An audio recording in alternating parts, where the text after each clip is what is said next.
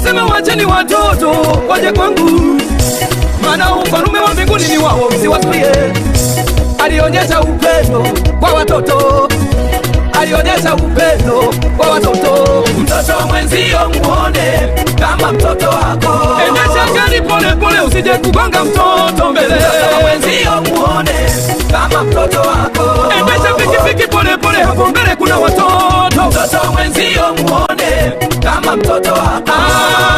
Mtoto mwenzio ni wako. Mtoto mwenzio muone na wewe kama mtoto wako.